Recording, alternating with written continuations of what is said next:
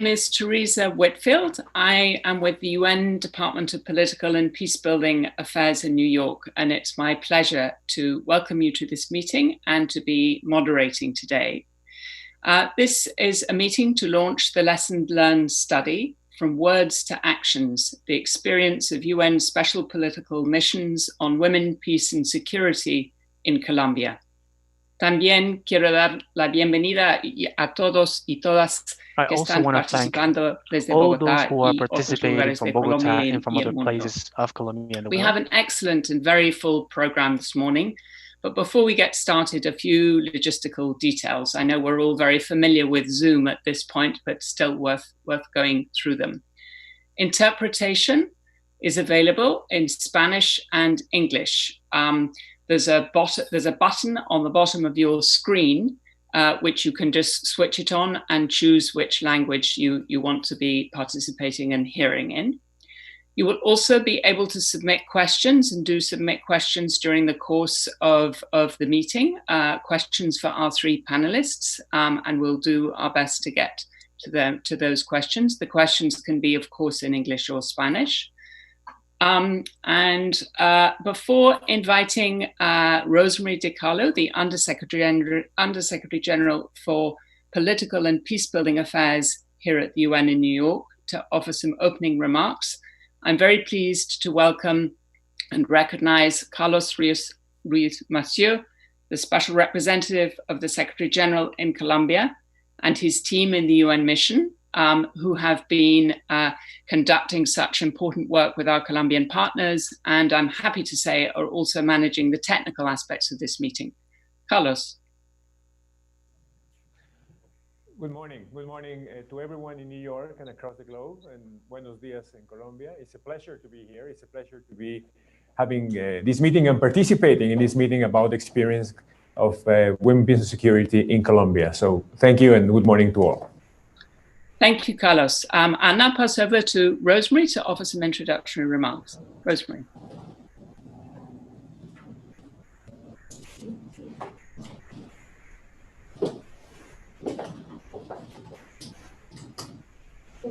Just checking you. You're on mute, I think. Do you need to be unmuted from the mission? Yeah. Can the mission please unmute the Undersecretary General? Necesitan quitarle el mute a ella. It's working. It's working. Please go ahead. Thank you. Okay. There you go.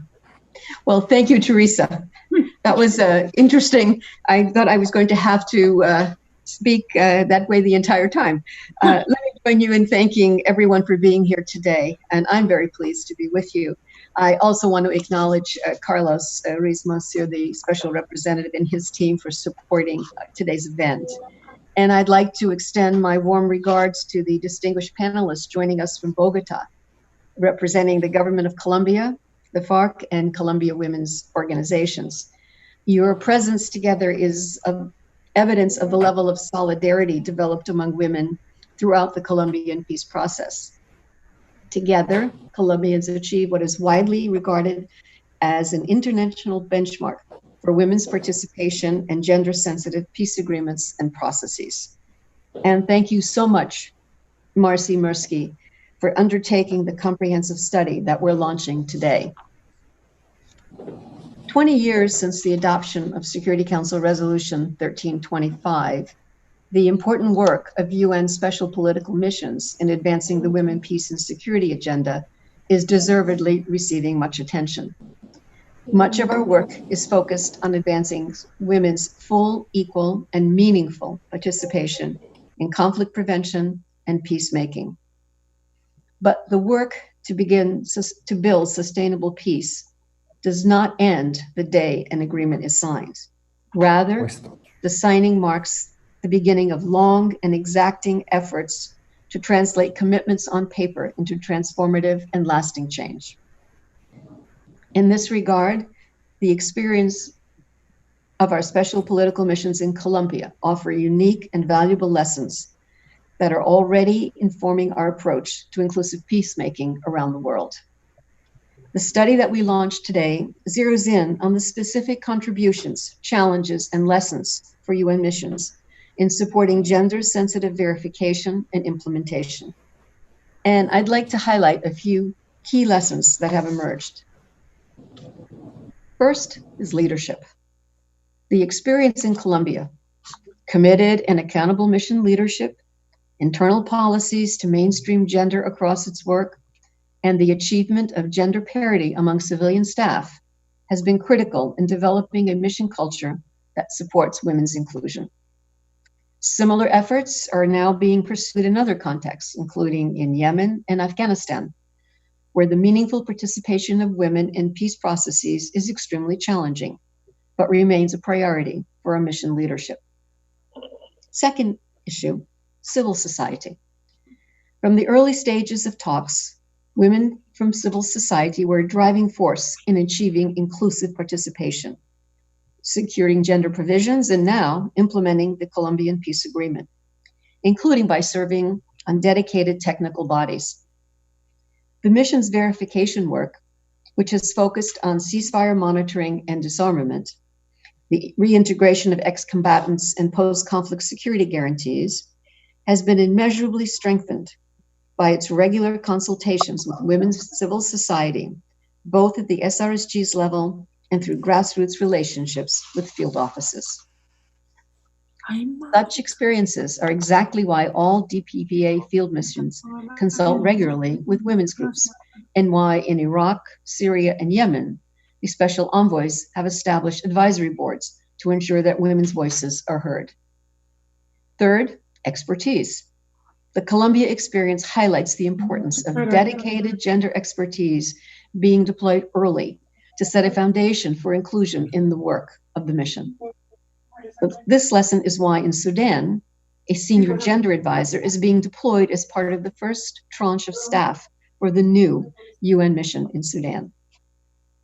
Additional initiatives in Colombia to expand the reach of gender expertise through internal trainings and networks of gender focal points in mission field offices are models we are seeing in our missions in Afghanistan, Somalia, and within DPPA.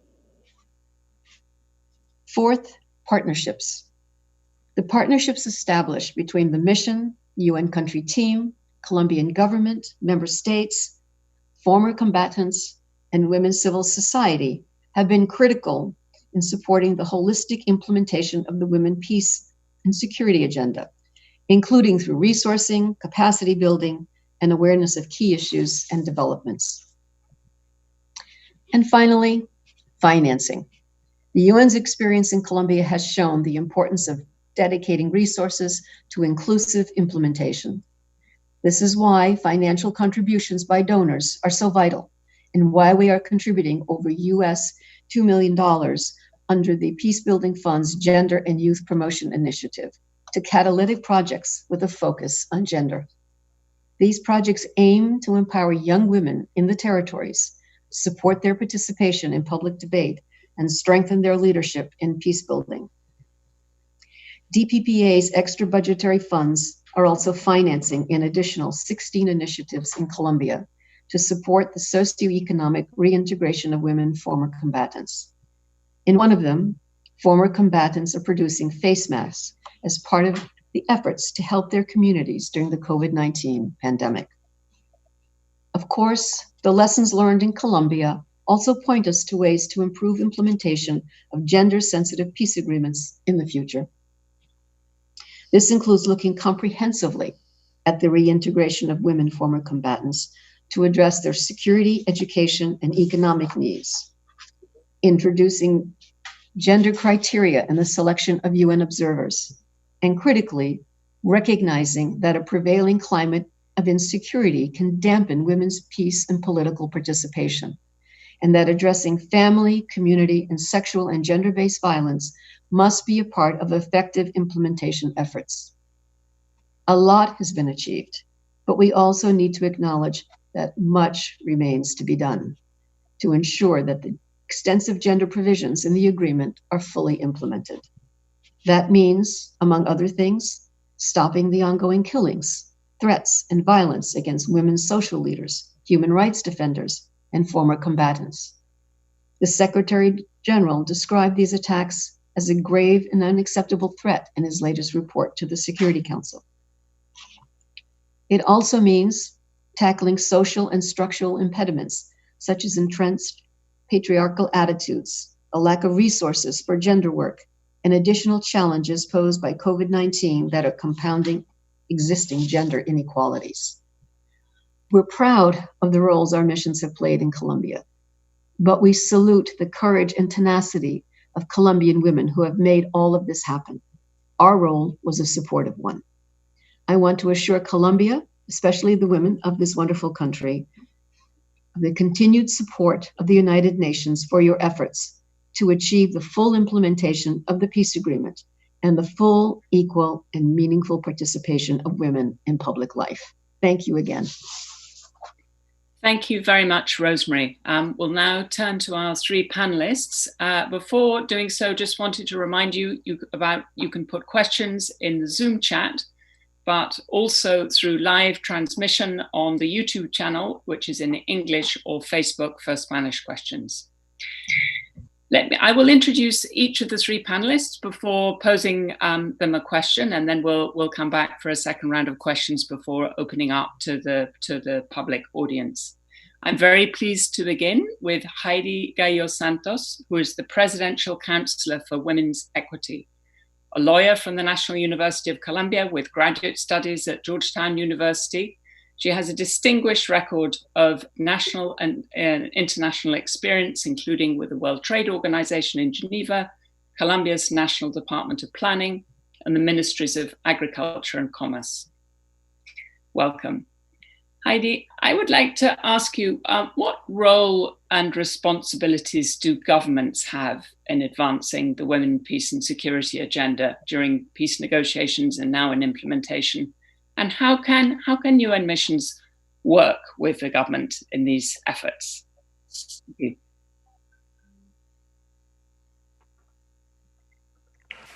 Teresa, muchísimas gracias por tu pregunta. Muy buenos días. Teresa, thanks a lot for your question. Good morning, and special greetings for the verification mission of the United Nations for this invitation for the organization of this event. Thanks to all the panelists who are joining us, and to all the people, specifically the women's organizations who are following us on this streaming.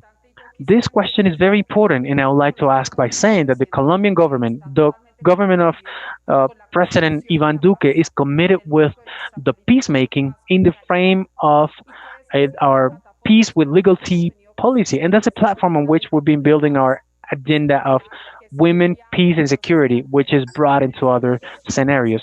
In this intervention, I want to emphasize three subjects which accounts for how this government is completely committed with the goals and with the gender focus. The leadership of the Vice Presidency of the Republic, working jointly with the Presidency of the Republic, along with the Counseling of Stabilization, and of course with all the national government entities and of the regional governments. First of all, I would like to say that it is about an articulated joint effort, and in these 51 commitments that were established in the implementation framework plan has been the roadmap. It's a roadmap that has compliance of 15 years, but in this government period has had some important achievements. What have we done? I want to tell you that these indicators are in charge of 18 entities of a national government. Jointly, we've sat with each of those entities to do pedagogy on what is it that gender equality means, on what is the gender focus of a peace treaty, and on the due implementation of these agreements, with some additional elements, which is important, where Colombia is being pioneer internationally. And this is setting two budgetary tracers. The first tracer is with the peace focus, and then the second budgetary tracer is with the gender focus. There are specific commitments that account for the due funding in order to be carried out. A second subject that align with that first subject, I would like to tell you that this is part of a permanent monitoring that we've carried out from the highest instance of gender from the government, where frequently, under the leadership of the Stabilization Counseling and Women Counseling, we gather with the government with each of these 18 entities to do a comprehensive follow-up, a deep follow-up on how we're doing in the implementation of each of those 51 indicators. Second of all, for ourselves, it is absolutely essential the role of the civil society and the role of women and the role of those women's organization in the follow-up and compliance and construction of these indicators of this gender focus of a peace treaty. That's why from the counseling, it is absolutely important the work of articulation with the special women's instance with gender focus, with who we have a permanent coordination work to do the assessments on how we're doing in the implementation of the peace agreement and how we can take it to a better end. And third one is monitoring of impact. From these 51 indicators from the counseling, we've been doing analysis on how we're doing, and we're very pleased to tell you that around 14% of these indicators have been achieved in an appropriate way. We are in 30% that have a high level of compliance and a 25% which have a medium level of compliance. Of course, as it was mentioned already, subsequently there are advances and we are aware that there are important challenges in this matter. But all this articulated work has allowed us to get with a government offer with this to these women in the rural areas that have been the most affected by the conflict. And I wanted to leave a very specific indicator here on how this government has been compliant with that policy, with the peace, with legality or legality policy. And it is that we've articulated already 300,000 hectares or of land that have impacted those women, and in monitoring that bet that we have in the Colombian government to comply with the peace treaty in a specific way. Today, talking about the gender focus and deeping into that strategy, taking into account the leadership of women in the peacemaking and security of Colombia. Heidi.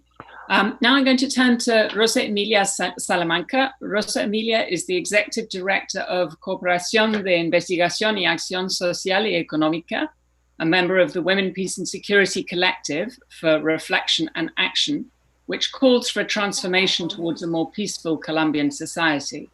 Rosa Emilia, who's been campaigning for women's equality and gender and peace for many years, also participates in Coalición 1325, which advocates for a Colombian National Action Plan on Women, Peace and Security. Rosa Emilia, welcome. I'd like to ask you, women's participation in the Colombian peace process evolved over time. How did women's organizations work together to strengthen engagement of women and the gender responsiveness of the peace agreement? Well, thank you so much for this invitation. I want to say hello to everyone and excuse myself for not being there in the mission actually, but I couldn't go there. So I think that there were different clues and different things that I would like to express in these few minutes. The first one is that the Colombian movement, women's movement, have a history. We have moved for several years and we have been working for peace since long time ago. So we have a history that has been accumulated and that we know that we have been asking for negotiations and for peace for a long time. The second thing that I want to say is that all these networks have a meaningful date of birth. All these networks and platforms that we have created have also been an expression of a moment, of a historical moment where women really want to have advocacy and lobby. And the third thing I want to say is that we have gained legitimacy through time. So all these expressions had like these conditions. We have been working for peace, so we have an agenda. We have a peace agenda. It's not that we try to build up an agenda just in the moment of the negotiation. We have been building an agenda for a long time. So our aspiration was already to have a peace, a country with a negotiation and in a complete idea of peace. That means that we not only in our intentions, we are not only talking about women's rights, but we are also talking about structural changes. So this is important, and this is the background. Then I want also to highlight that in all this process that we had a lot of discussions. But then we have the same goal. We knew all the affectations that women have suffered in the context of conflicts. So we knew that the victims were in the center. We knew that. And we knew that the number of victims that were women were many. So one of the things that we really want to know and to say is that the victims must be in the center of all this inclusion.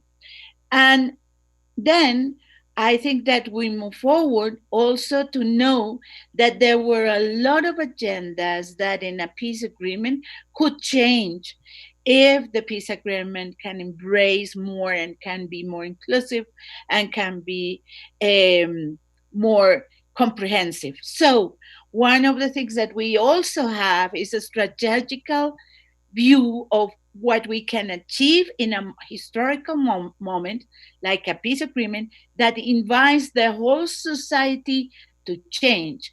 This agreement is not only asking for having immediate indicators. This peace agreement is inviting to change structural issues that will really drive society to another place. That's why women are so have been so important in this agreement, and that's why we have gained a lot of unity in this achievement. Thank you very much, Rosa Emilia.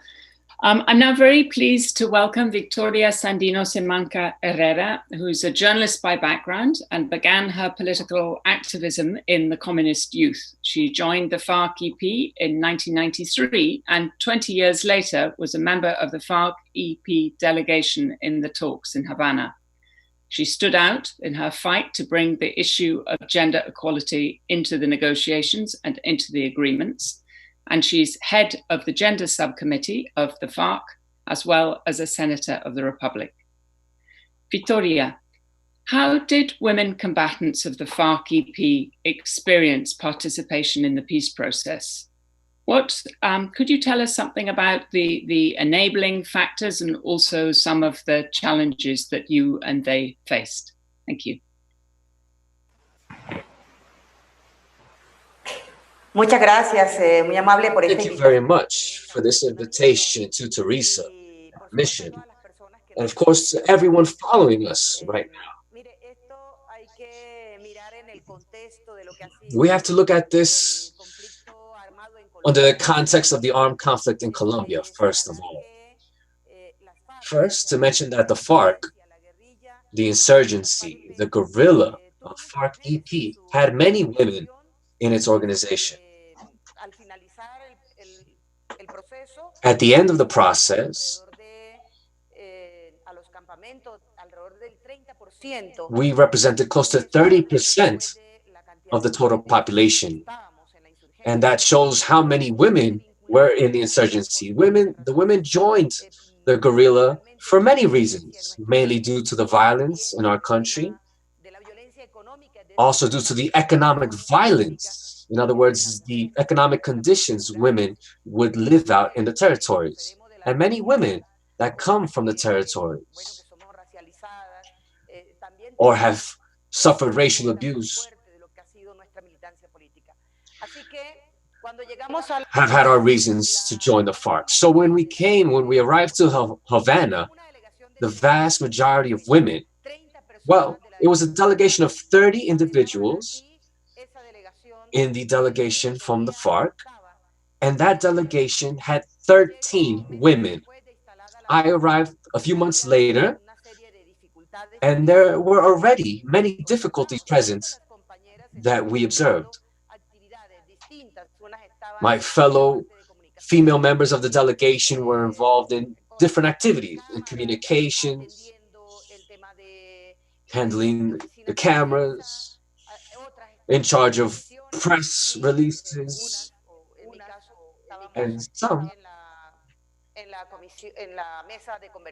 were at the table. And we found many difficulties as the women participating in the peace talks. We would be called idiots, victims.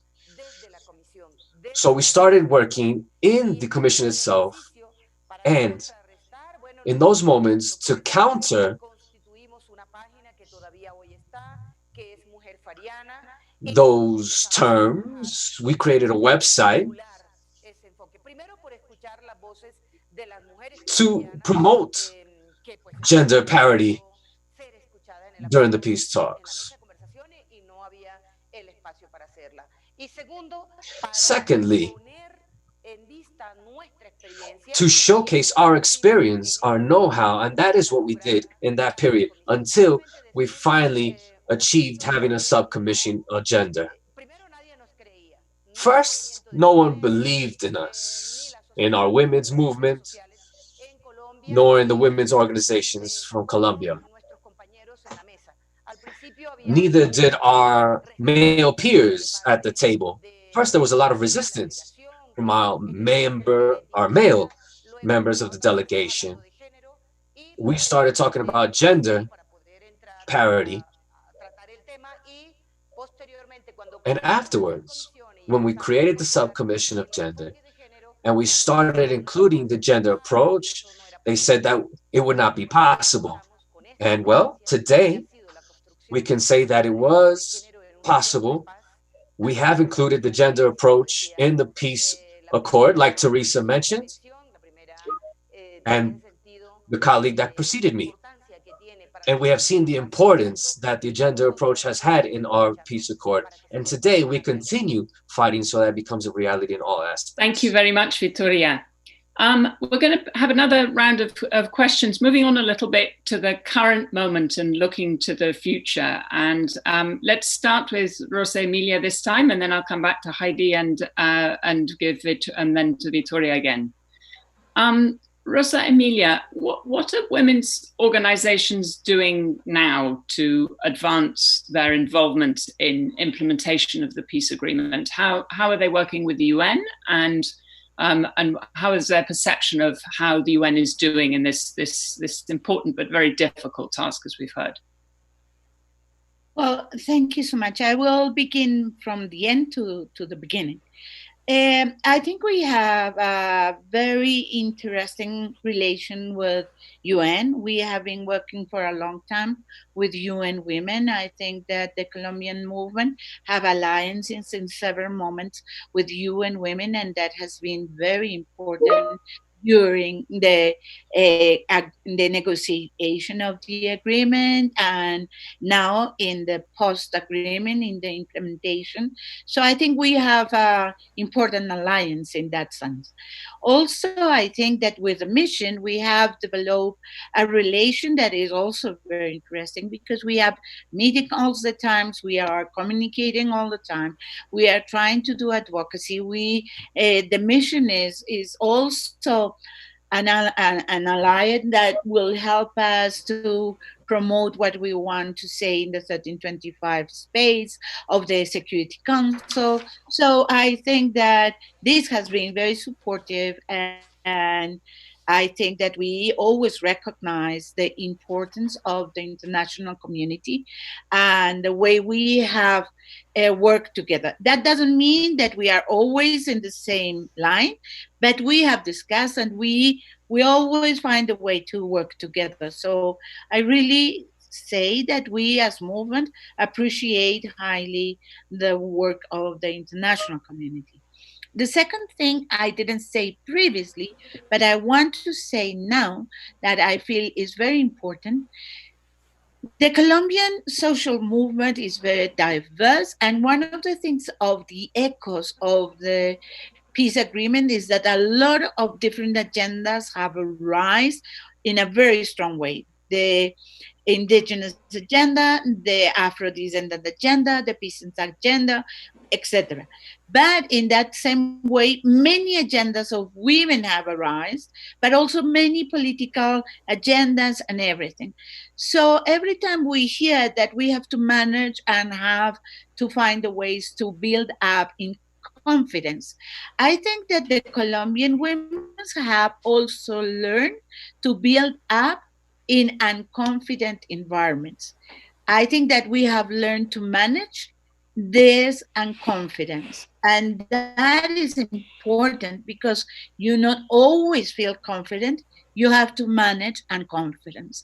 And lastly, I want to say that actually many different organizations, the Instance for Gender and the other organizations, GEPAS and La Cumbre, we are doing monitoring of the agreements. We are doing monitoring in the local areas. We are doing monitoring and we are doing lobby. Actually, we're doing a very strong lobby in the National Commission for Guarantees and for Security and Guarantees for social expressions and so, and we are doing a high level incidence and lobby in that space so we can really put the eyes of women in all the different spaces where we can achieve some kind of ways of gaining scenarios for peace and also for women's rights. Thank you very much, Rosa Emilia. Turning to Heidi, looking forwards, what areas do you see as the major priorities to be addressed to advance women, peace and security in Colombia? And are there things that the UN can do and should be doing that it isn't doing to support the government in these efforts? Muchas gracias. Thank you very much. We have had progress, but there are many challenges. With this crisis that humanity is facing right now, COVID-19, which we have seen that the impact is much more in-depth and much more profound in women. In this government, we believe that providing security to women and the peace accord has to also be focused on providing greater economic autonomy and greater opportunities to generate income for women. In that sense, I would like to show you what we have been doing. Last week, in an audacious and innovative measure, the President of the Republic decreed a presidential directive in which he gave instructions to all the ministries to begin a series of specific actions to document employability of women with the objective of facing this critical situation that we are facing during the pandemic. And I would also like to share a second measure. During the crisis, we created a fund to promote entrepreneurship amongst women. These two initiatives will be used to promote the generation of income for women, to support those 5.8 million women out in the territories, representing almost a half of rural population and 1/4 of all women in Colombia, with the objective that they have the opportunity to generate income in a formalized economy, because right now they are currently working in illicit economies with drug trafficking and illegal mining. With those two instruments, those two measures, the directive, the presidential directive, and the initiative, we are going to support women's organizations out in the territories so that their projects be profitable. In the PDET municipalities, in which we are already working in a coordinated fashion with the local governments. And one of the commitments is to prioritize financing of these women's projects. A second aspect are the productive projects in the future zones, as we have titled them. 5 strategic zones in which we are already working in a coordinated fashion to provide greater economic opportunities to those women in those territories. And thirdly, working together with the Agency of Reintegration, we are supporting women ex-combatants that are currently reintegrating to society, so that in that process they can begin working in the licit, legal economy. And in this, a program from the government plays a huge role. The comprehensive program of guarantees for ex-combatants, which has one component to provide security to them, but also hand in hand with the Interior Ministry. We have focused the projects on 3 geographic areas: Nortes de Maria, Cauca, and Putumayo. The organizations in those 3 areas, we will be working together with women to help them implement their productive projects. As a matter of fact, right now, in the next quarter, we will run a pilot program for almost 600 productive projects. All of these policies will be important, but I reiterate, we will have challenges with the COVID pandemic, which have had more profound impacts on the rural population.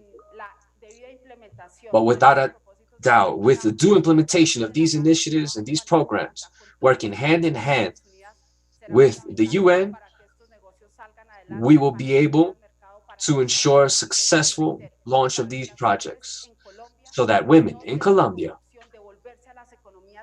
do not return to illegal economies in those territories that have been severely affected by drug trafficking. But together we will work with them so that under the framework of our initiatives, they can find economic autonomy, generate income, and have a dignified livelihood. Muchísimas gracias, Heidi. Ahora vuelvo a dar la palabra a Victoria. Victoria, how are women former combatants contributing now to the implementation of the peace agreement? I mean, it's a very big question because it touches on so many aspects of their lives. But what are the most significant contributions at the moment to implementation? And how have the UN missions in Colombia, particularly the second mission, supported, and how can they better support women former combatants? Thank you. Muchísimas gracias. Thank you very much. I have to say that us, women, are in a process of reintegration. Those that laid down our weapons are now working and have been working in the public realm for a long time. From the moment that this long peace process started, it's been very difficult, with human rights violations, non-compliance from the government, systemic non-compliance of this administration specifically, is a situation that has affected us directly, us, our lives, out in the territories. However, it's a process. Us, women, have been organizing ourselves for many years. We have partners from international cooperation, the UN, the embassy from Norway. I would say those are our main allies to ensure gender approach is included.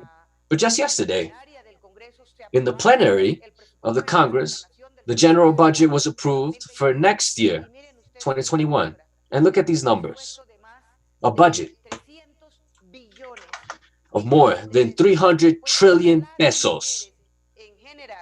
But for women in general, which are approximately 51-52% of the total Colombian population, only 1.8 trillion pesos would be allocated. A trivial number. And there we include female ex-combatants. What have we done? Generate awareness out in the territories. Processes with the women of the communities in which we work with. In addition to striving to have economic autonomy, we also want to educate them to ensure they are informed citizens. And we're also working on preventing domestic abuse, gender violence. All of this is to be able to work with the women from the communities. We have held many of these processes, and this has been thanks to the support of the UN, with UN Women, the second mission. The second mission has helped us greatly in generating awareness, and there has been permanent coordination with the second mission and our colleagues in the women's committees. We have had permanent dialogue. We have held 2 meetings, and these meetings with the second mission, the first was held in December of 2017, and the second meeting was held in July 2018.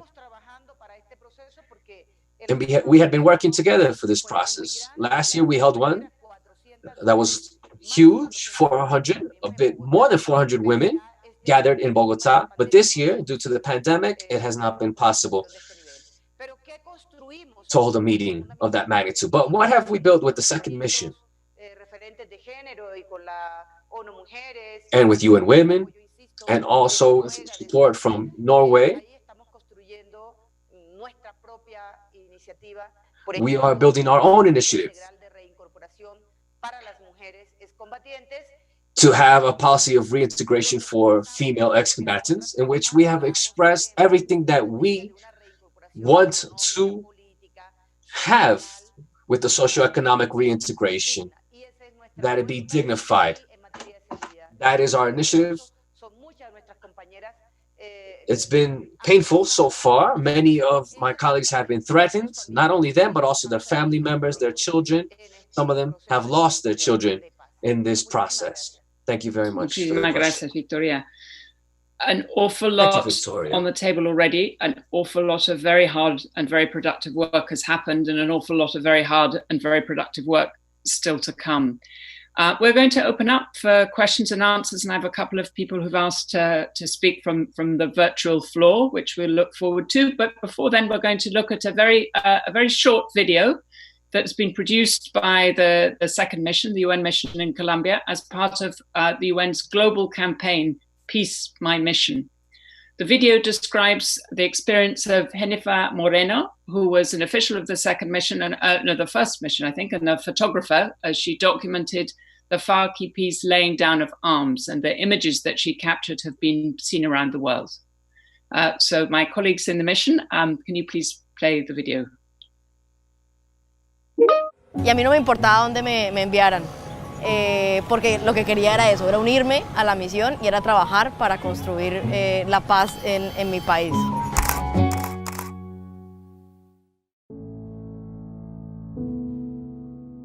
Yo soy Jennifer Moreno, soy colombiana, trabajo en la misión de verificación de la ONU en Colombia. Desde que nací prácticamente hemos vivido en conflicto. Nací en Cali, en una ciudad donde el conflicto no se vivió tanto como en otras comunidades. Entonces, mi percepción del conflicto no era tan cercana y tan aterrizada hasta cuando yo pude trabajar con comunidades que habían sufrido el conflicto, y ahí entendí que tenía que trabajar de alguna u otra manera por la construcción de paz de mi país. En ese momento, cuando me uní en la misión en el 2017, estábamos en plena dejación de armas y cese al fuego.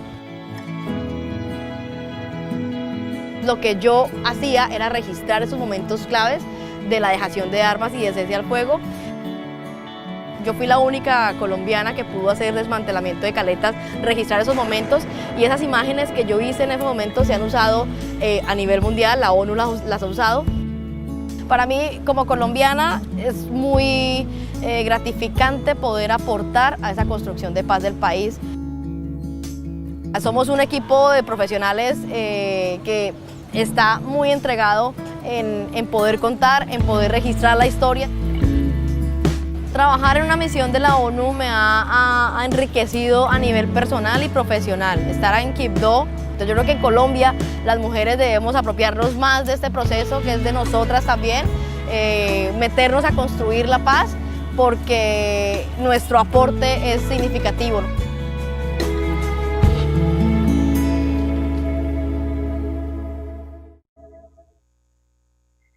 Great, thank you. Very, very powerful. We're now going to open up to questions and interventions from the floor. I'd like to acknowledge that Marcy Mirsky, who's the author of the study, is with us. And Marcy, do jump in if you'd like at any point. And at the end, I'll be giving you details of how to access the full study, which has gone online today. I've a question for two of those who are joining the meeting from Bogota. The ambassador of Norway to Colombia, Ambassador Jon Petter Opdal, as well as the UN representative, UN Women representative in Colombia, Patricia Pacheco.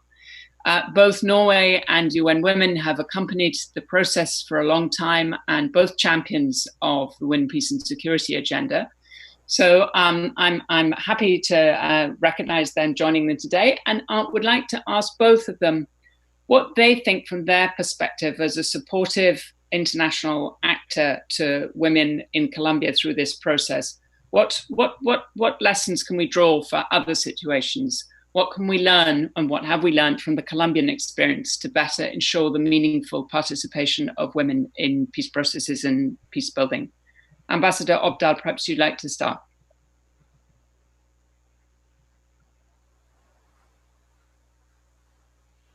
Here with you today, and I would like to extend a warm welcome to friends and participants on this occasion.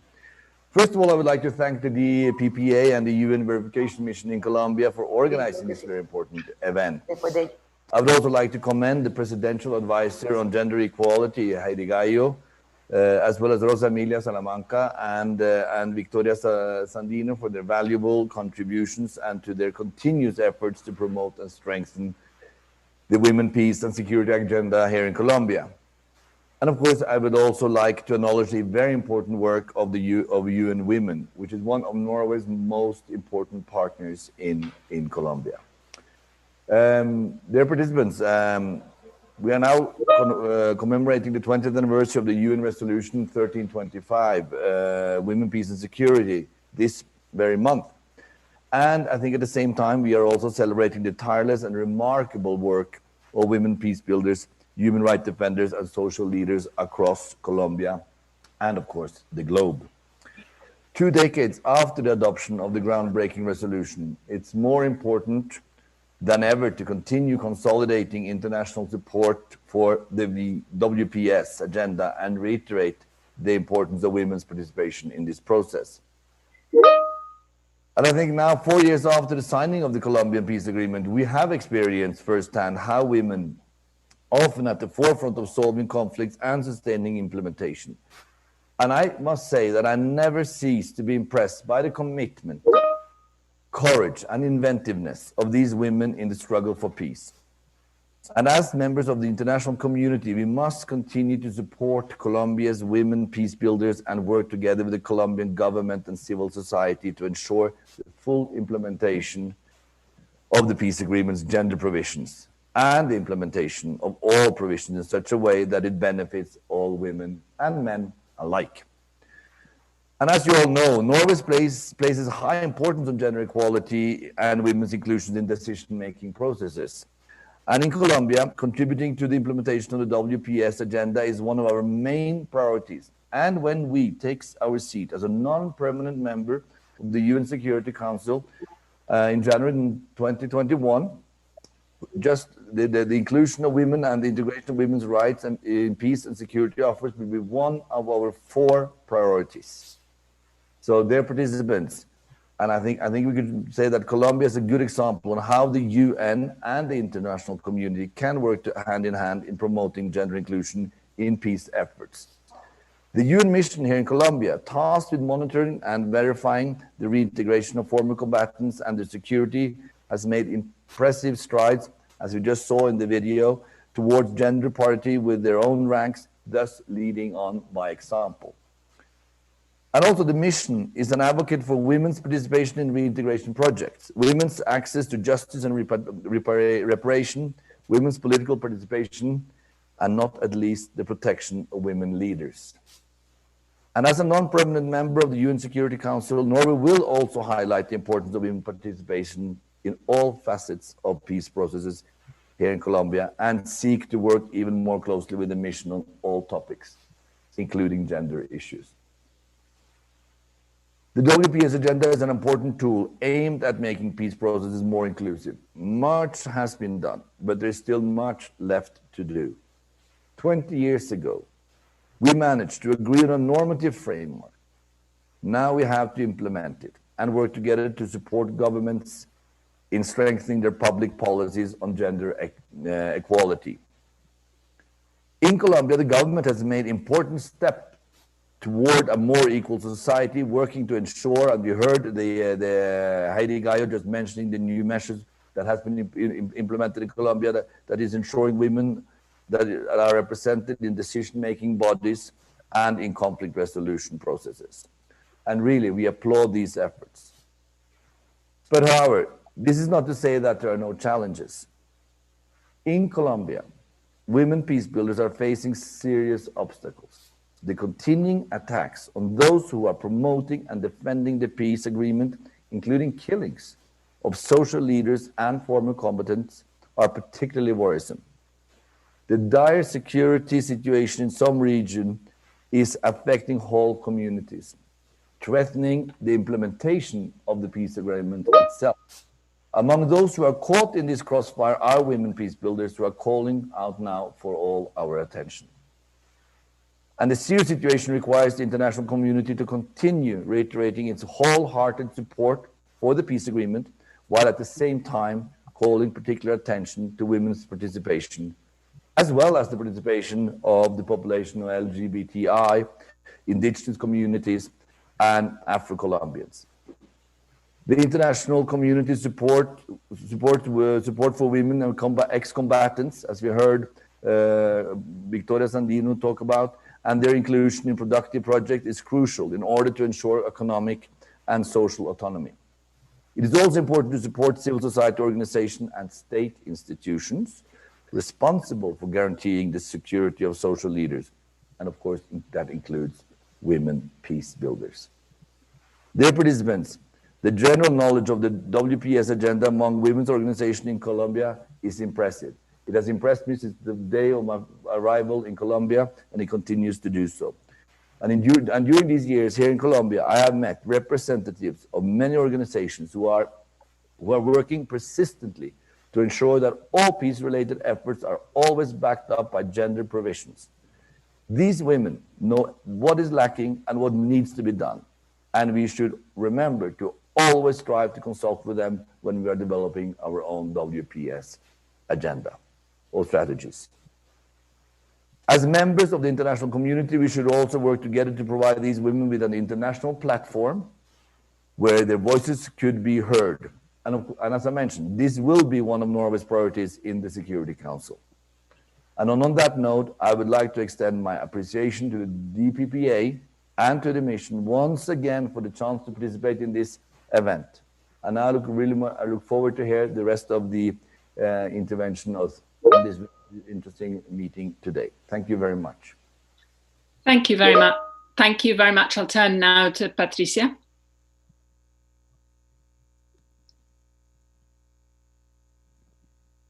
Oh, I was really had a similar question in terms of what you feel the UN Women has accompanied the process for a long time in Colombia, and what do you feel you've learned about effective support from an international actor such as UN Women during the peace process? If you could be quite brief, because we've got quite a lot of questions coming in. Okay, buenos días. Thank you so much. Thank you. Thank you to the PPA and the mission for this invitation. I'm really delighted to be here to share with you some ideas and also to share this panel with the Ambassador of Norway, a critical supporter of the Women, Peace and Security agenda. I would like to start these very short remarks by sharing a personal story very briefly. In September 2016, when I arrived in Colombia, the first event in which I participated was, in fact, the National Summit on Women and Peace. And I recall this summit as one of the most extraordinary moments I have experienced in all my years working on women's rights.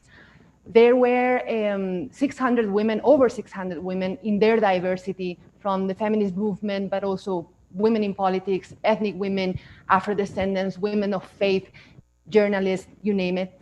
And what struck me the most was that beyond their diversity and their different agendas, those women spoke loud and clear about what united them, their demand for peace and their request to be part of peace-building efforts. And in their words, they said, "We participate, we decide."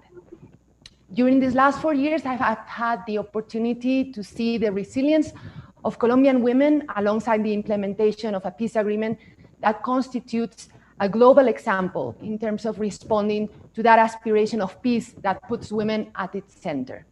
And as part of the international community supporting Colombia in this endeavor, and in particular working with the UN Verification Mission and other members of the international community, I would like to reflect briefly on 3 key aspects of the Women, Peace and Security agenda that are required to actually walk the talk. The first one is that it's critical to believe in the transformative potential of women's participation. And this applies, of course, to democracy. This applies to economy and to including the economic recovery after COVID-19, and of course to peace.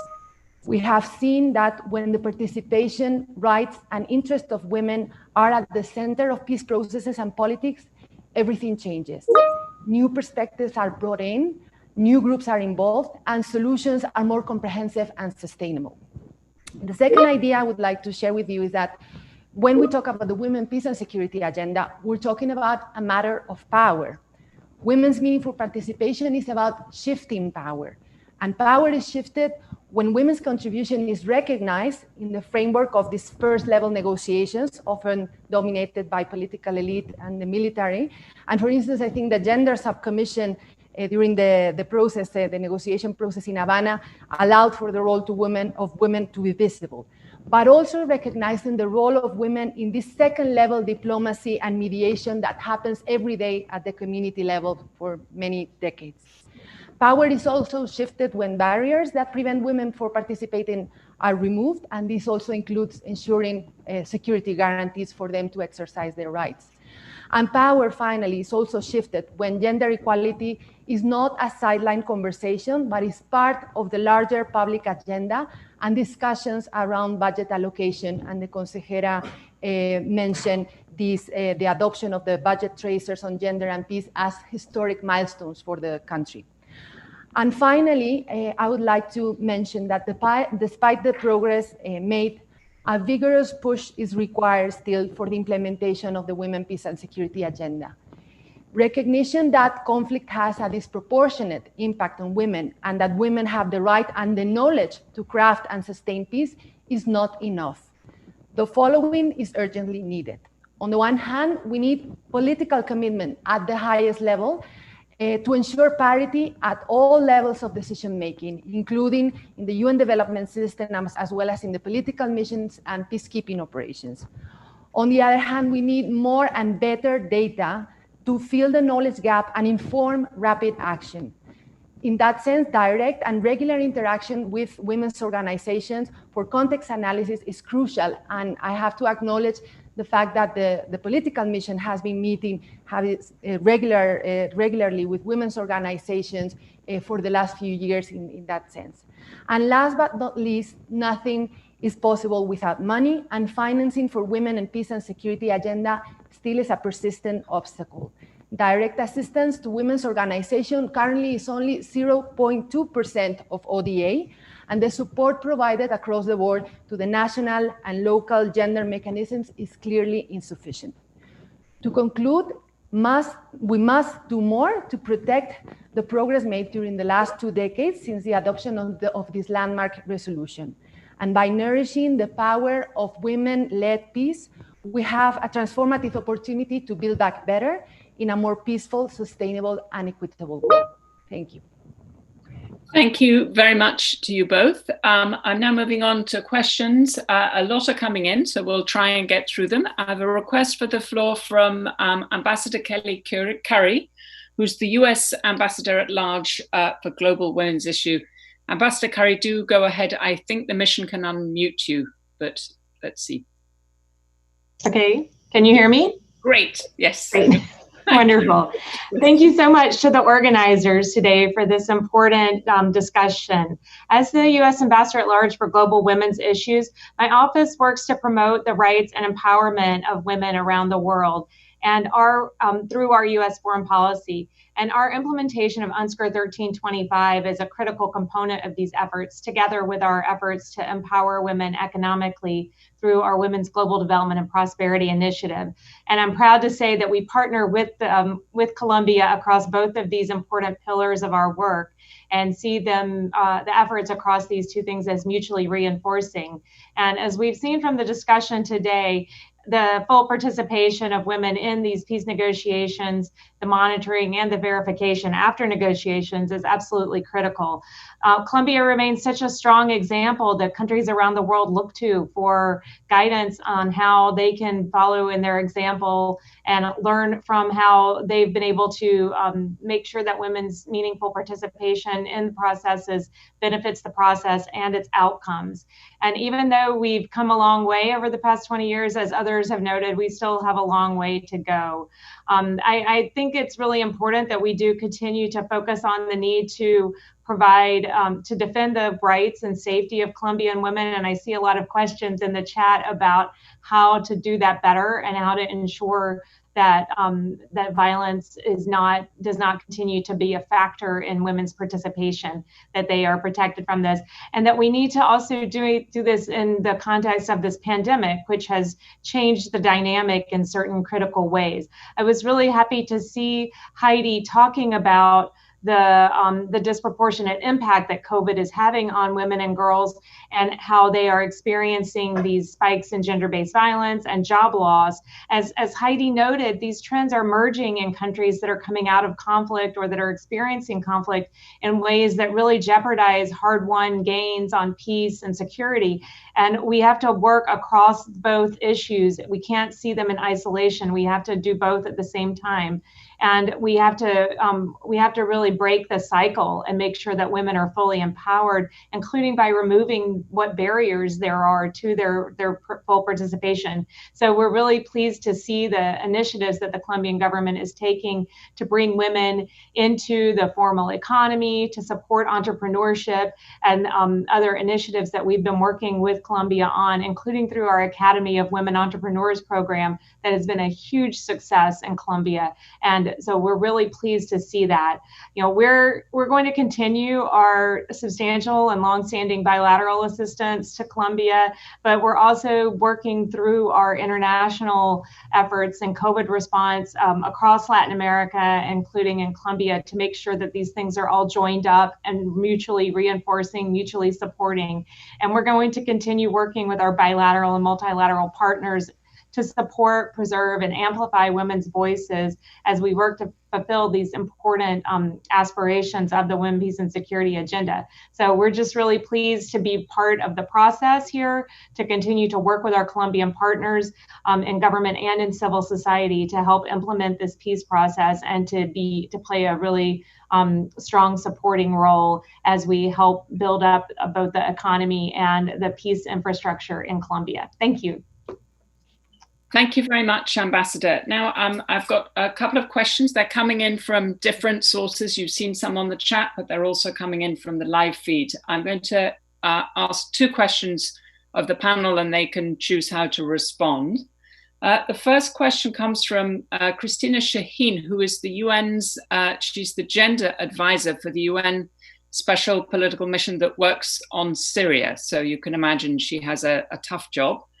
And Christina has asked, what are the lessons on what could have been done or avoided in the early stages of the process that may have paved the way for stronger implementation of gender responsive and gender equality provisions of peace agreements. So what lessons, looking back, are there from the early stages of the process? And then there's a question from the Spanish live feed. ¿Cuál es la principal lección en temas de género? What is the main lesson in terms of gender ¿Qué in tanto the implementation acceso of the tienen agreement? las How much mujeres access en do proceso women de have reincorporación in the a los reincorporation proyectos process to productivos? productive projects? I'll turn to the panel and ask, you can pick and choose and answer briefly or not. There's lots more questions where we can go until we've got about another 12, 15 minutes on Q&A. So over to you. I don't know who might want to begin. Maybe Victoria on the early lessons.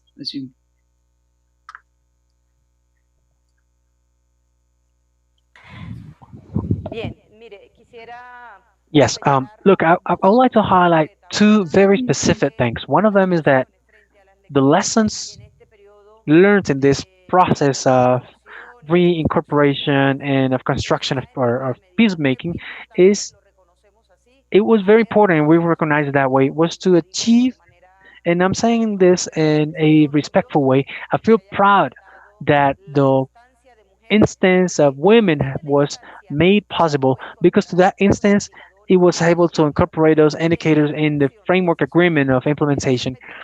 That's one of the aspects that I consider as positive. But what is missing, which is part of those challenges, right, is tracers, is that those indicators can be materialized into a national development plan and, of course, into the general nation's budget. It's very important to go to the territories. That piece that we desire so much goes to the territories, and specifically to women. It has not arrived. It's not true that it has arrived. The violent situation continues to be very strong in the territories, and women are going through that in a very high way.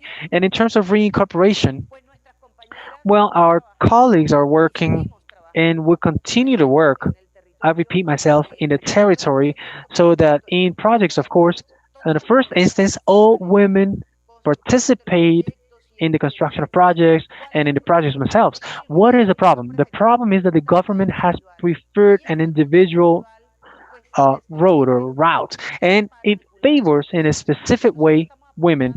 So we are bidding for a collective route, as there are possibilities for women to influence in a direct way in projects. But in an individual way, it does not fix the problem of life, the economic problems that they have, because resources are not too many. So that's one of the problems that we have. Also, there is a technical board in the National Board of Reincorporation, which is addressed to incorporating that gender focus for ex-combatants women in the territories, and our colleagues from the territories are preparing themselves. So I think that they're progressing step by step every day in the leadership part, because one thing is to participate in the construction, in the development of a project, and a different thing is the management of those projects, is the execution of those projects. That is essential, and that's our bet for this time. Thank you very much. I don't know, Heidi, would you like to come in on this? Sí, el tema acá es darnos un poco más de, Thank you very much. de posibilidades I believe de it's hacer important más to cosas mention. Como las que hemos visto y nos hemos venido dando cuenta que funcionan. Could somebody turn off sorry, there's a microphone going. Hay Sorry, otro audio que se está corriendo. Si por favor podrían apagarlo Please go para ahead. escuchar Dale. a Heidi. No, decía que me parece muy importante destacar que precisamente el proyecto de ley que anoche quedó aprobado por el Congreso de la República, la política de paz con legalidad está totalmente financiada. De hecho, esta ha sido una de las prioridades que ha tenido el gobierno, y por supuesto que dentro de esa política de paz con legalidad están incorporados el cumplimiento de estos 51 indicadores de enfoque de género, sobre los cuales el gobierno ha venido haciendo un riguroso y un profundo cumplimiento. Lo segundo que también quisiera mencionar es que este gobierno ha venido cumplimiento de manera sistemática y de manera contundente con los compromisos del acuerdo de paz. como lo ha explicado extensamente el consejero de estabilización, el doctor Emilio Archila. Lo que también quisiera manifestar es que en efecto esta paz la estamos llevando al territorio. Yo quisiera compartirles a ustedes que en el marco de los nuevos mandatarios que llegaron al país, los nuevos mandatarios regionales, gobernadores, gobernadoras, alcaldes y alcaldesas, a partir del 1 de enero, la vicepresidenta de la República lideró una gira Equidad Mujer. Y lo que hicimos fue hacerles la invitación para que incorporaran en sus planes de desarrollo disposiciones específicas para avanzar en la equidad de las mujeres. Y una de esas disposiciones fue llevar la buena práctica del plan de desarrollo Mujeres Constructoras de Paz a esos planes de desarrollo territoriales.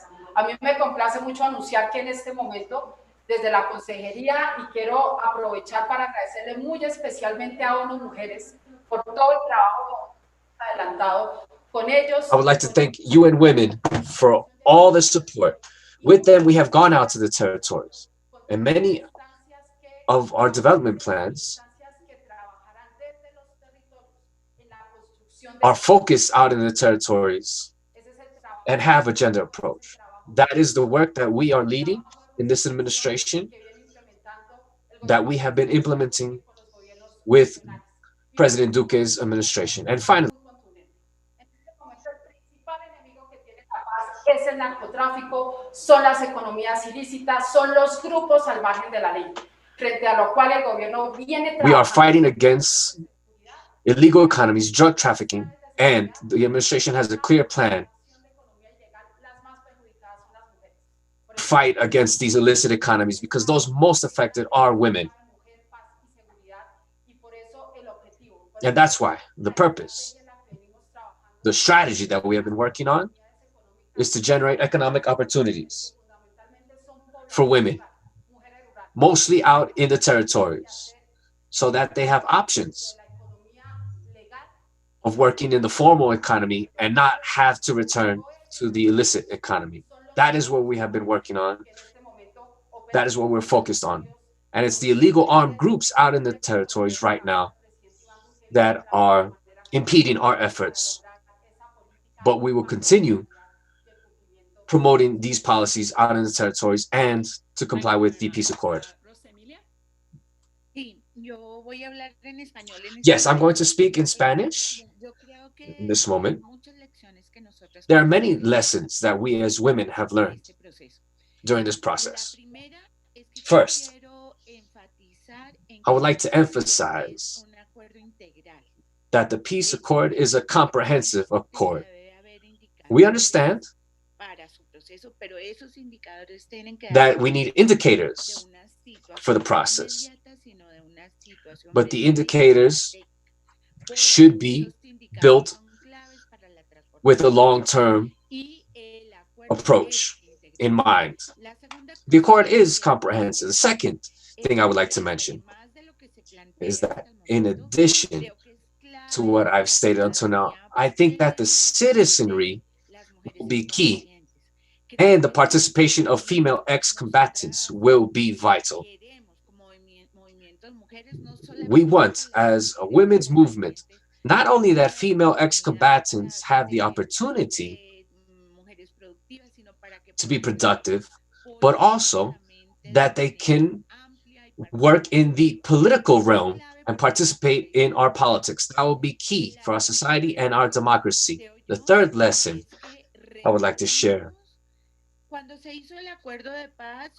is the following. When the peace accord was built, I believe we did not understand the institutional architecture that would be required. That is so complex.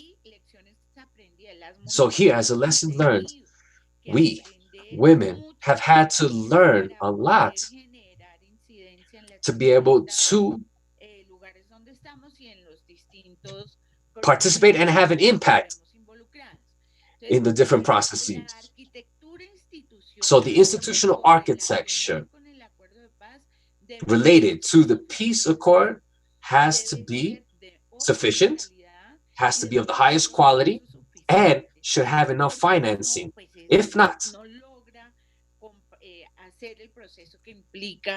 we will not be able to implement the process as should be. And finally, There are things that we need to learn as a society. One of those is that the peace accord, the final peace accord, is an agreement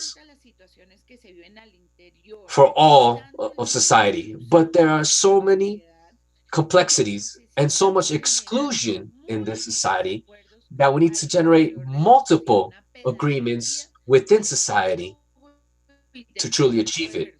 Pedagogy within our society. And finally, I believe that it's key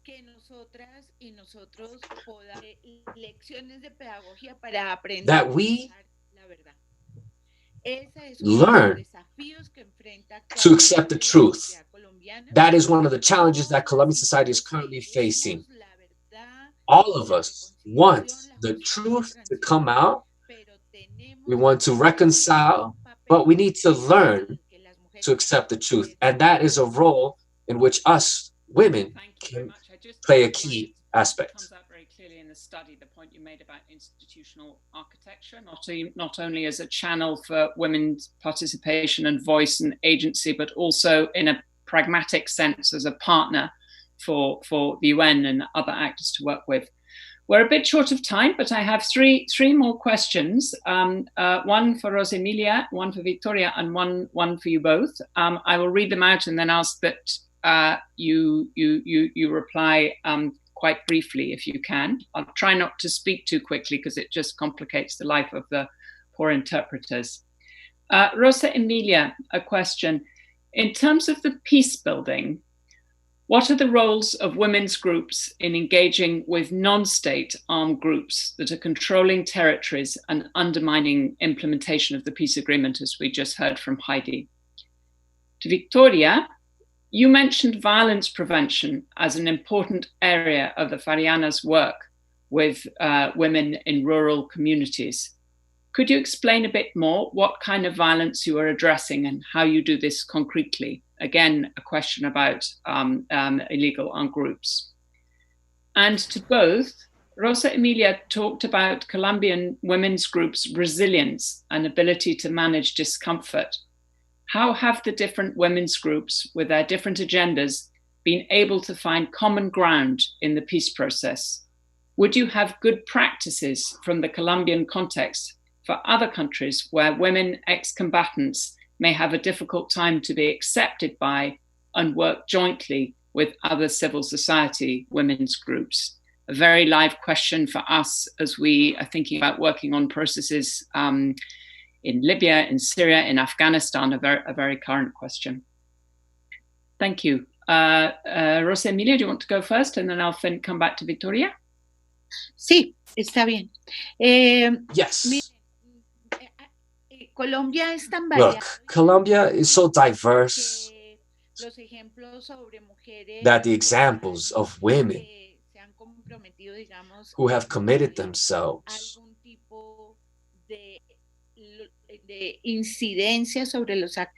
to be able to have an impact on the illegal armed groups and engage with the legal armed groups is very complex. Today, with women, we have been able to generate more factors of resistance and more resilience in the communities against the illegal armed groups, with high participation from women. The situation in Colombia is very complex in our interaction with the legal armed groups. We have to acknowledge that because they are irregular groups. The way in which we need to consider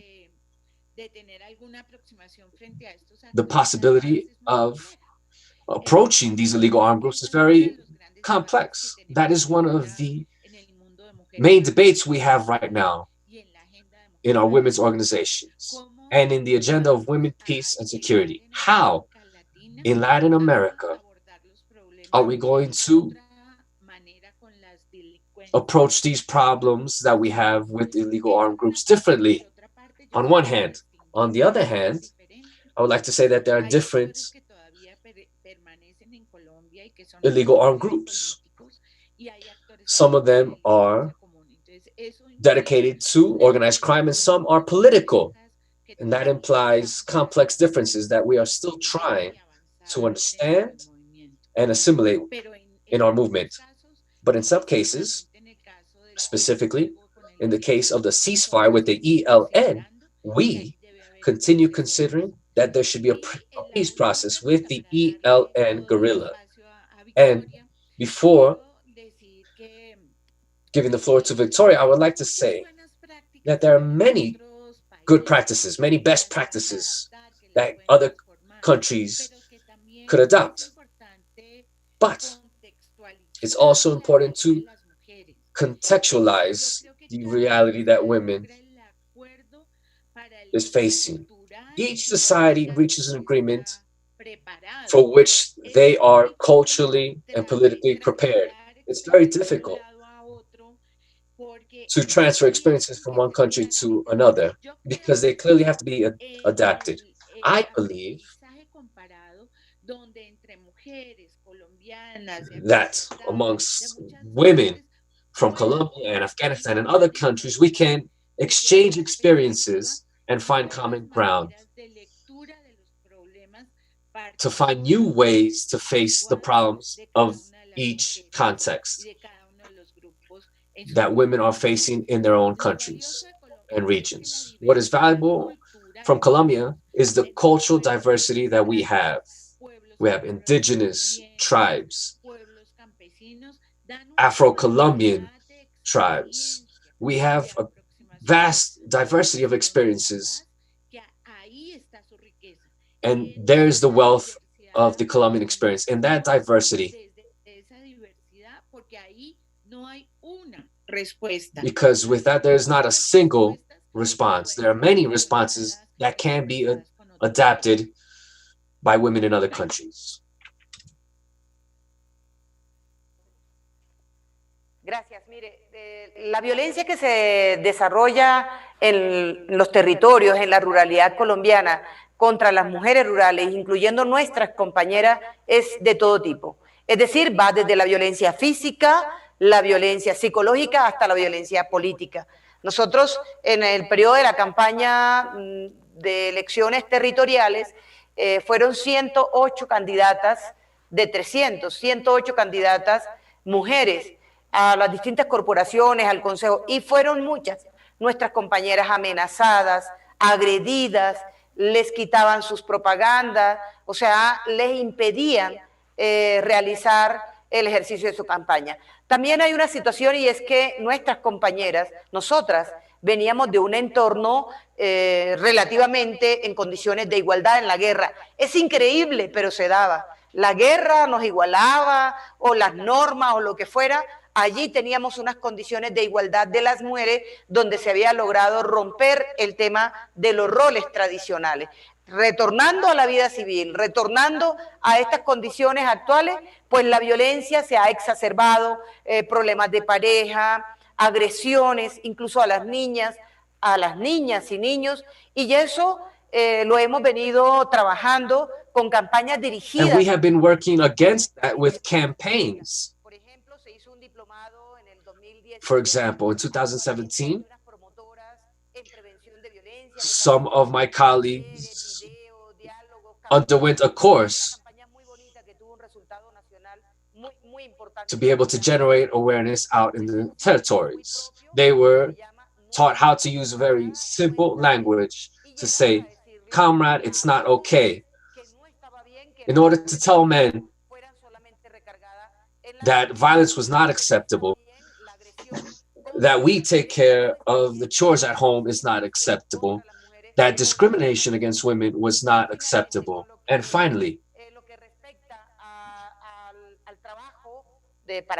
in regards to lessons learned,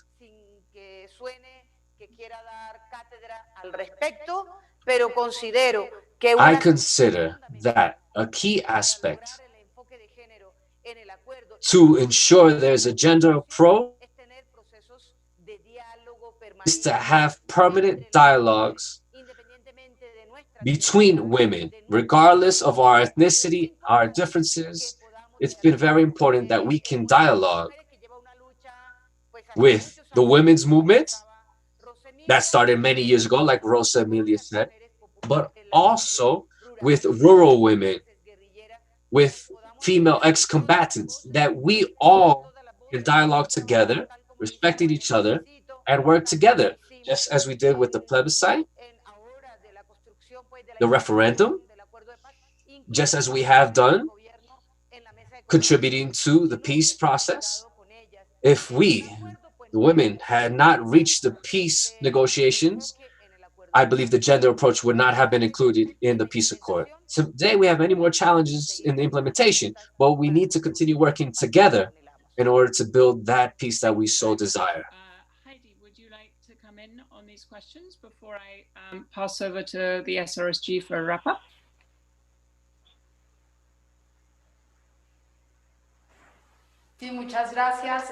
Yes, many thanks. I would like to mention that in this government, we have a zero tolerance policy towards gender violence. And we also aware of the importance that a gender approach would have. That's why we have implemented an initiative to combat the gender violence that we are facing as women out in the rural territories. Violence that in all parts of the world have been exacerbated due to the pandemic. For that reason, under the leadership of the Vice President of the Republic, we have implemented an initiative that has the name of a woman, INES, National Initiative for Equality of Women in Rural Sectors. And what does INES do? It brings the entire offer of the justice sector to the rural sectors. With the pandemic, we have all taken the necessary precautions, and we've gone to the municipalities with the greatest indexes of violence. INES goes and knocks on the door of these women in the rural sectors. First of all, generating awareness of how machismo is generated in the household, taking a message to these households that no type of violence is acceptable. And if, unfortunately, that violence does occur, there is a roadmap to follow to receive assistance by the government. We have reinforced these mechanisms with a national hotline, line 155, so that these women can receive attention. INES is reaching the territories, women out there in the rural sector, to speak with them, to know what's happening, to know what are the main types of violence. And this dialogue is being held with women's organizations as well. And we have a specific program that we are working on under the framework of the Guarantees Program for female social leaders and female leaders of human rights to reinforce their security. And we have identified as a problem in our country the issue of sexual harassment. That's why we are working with 7 sectors: education, culture, public forces, judicial branch, and also with Congress and the National Unit of Protection on creating protocols for prevention and attention to cases of sexual harassment. The purpose of this policy is that in Colombia, all women can live free of all types of violence. Hopefully. Thanks. Now I'm happy to give the floor to Carlos Ruiz-Massieu, the Special Representative of the Secretary General in Colombia, who has the very difficult task of wrapping up and summarizing this meeting. Carlos, over to you. Thank you, Teresa. Let me thank first everyone for being here today, those who have joined us virtually from across the globe, but also to everyone, member states, government entities, academia, civil society, the international cooperation, and the general public. Particularly, I would like to thank our distinguished panelists today. They basically represent women also from different spectrums, from the government to FARC, to civil society, women organizations. You basically represent these thousands of women that are continue making progress, are continue working every day to continue peace building efforts in Colombia. As we today launch this study that from words to actions on the experiences of the UN missions here in Colombia on women, peace and security, is also encouraging to witness that we can make a difference, that we can contribute, the UN can contribute on all your efforts to advance gender as a whole, but women, peace and security agenda in particular. At the same time, we are reminded of the great responsibility we continue to have on continue working jointly to ensure a gender-sensitive implementation on the peace agreement and to strengthen the women active role and the meaningful participation in the peace-building efforts in the country. Since the establishment of the missions have this clear priority on gender, but on women, peace and security agenda as one of its basically main priorities. As SRSG, a special representative of the Secretary General and head of the mission, I have maintained regular contact, as was mentioned before, with women organizations, but also regular interaction with the government, with FARC, to continue articulate efforts on this area. To also with the UN country team and international cooperation, UN country team in particular with UN Women and their fantastic role in this area, to support implementation of the gender provisions of the peace agreement and on the women, peace and security agenda to achieve a lasting and sustained peace in Colombia. I am clearly a strong believer that we and the UN have an important role to play by demonstrating through our own example on our commitment to promote women's rights, women inclusion in peace efforts. And in that sense, our mission, in line with the Secretary General's gender parity strategy, which guide clearly our work, we have reached parity across the mission with 50% of our female staff. And we have reached also 38% in the international observers representation of women. And in addition, I have requested all mission staff to include gender-specific indicator as part of the performance work plans, and we have adopted a gender directive to guide our work as well. I assure you that we will continue to work to advance the WPS agenda and to support the gender-sensitive implementation of the agreement. Queridos amigas, queridos amigos, excelencias, el acuerdo final de Dear paz. friends, the peace accord between the Colombian government and FARC has been considered as a model globally.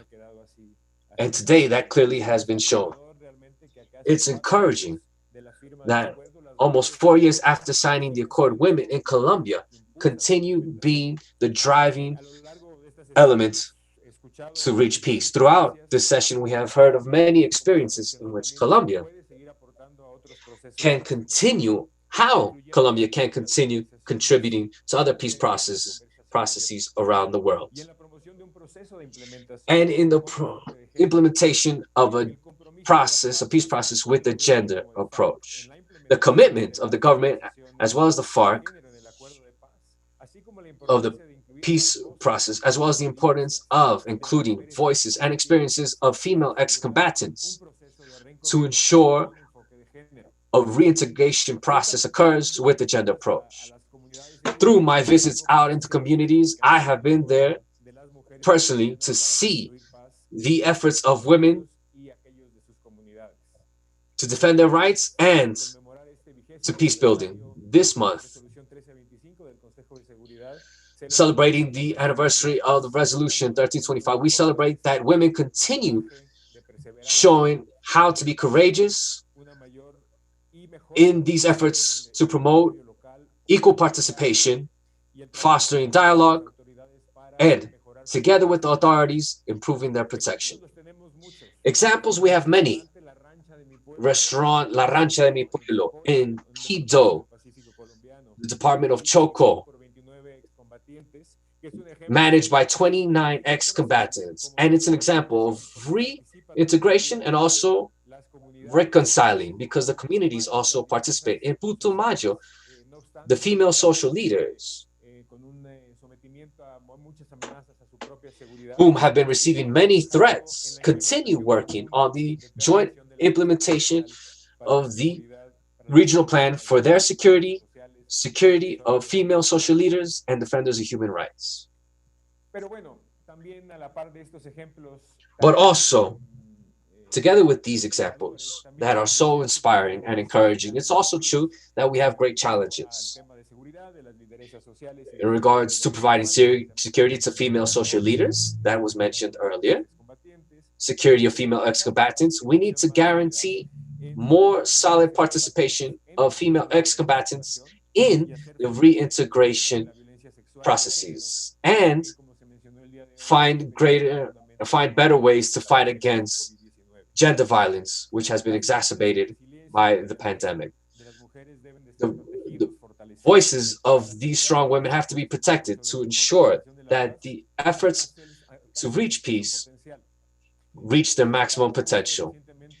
Just as I said in the recent UN Security Council, my report to the Secretary General, it's important to continue paying homage to the female social leaders that I have met in the trips that I have conducted throughout the country.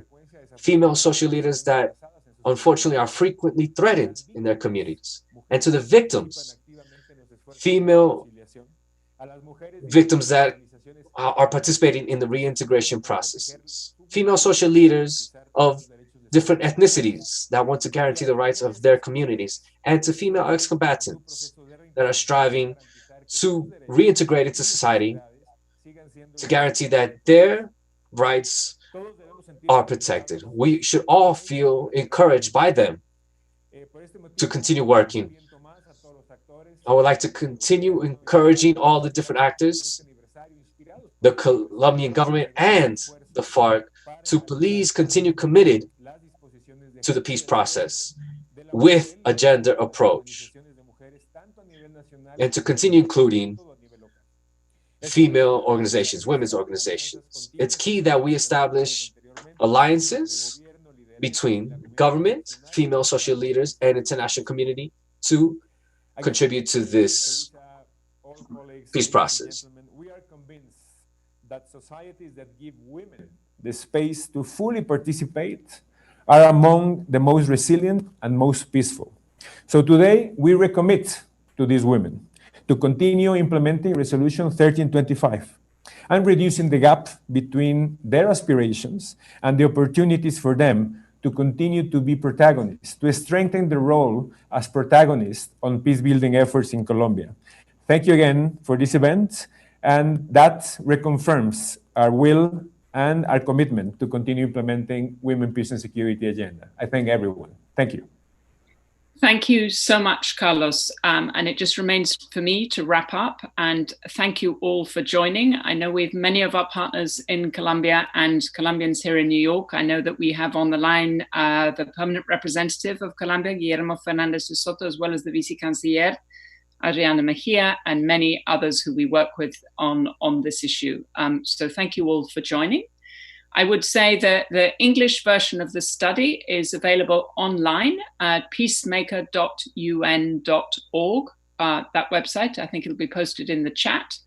And the Spanish version will be available very shortly on the mission's websites. I'd like to again thank and congratulate Marcy on the study and all of those who contributed. Many interviews and many of those on the call contributed directly.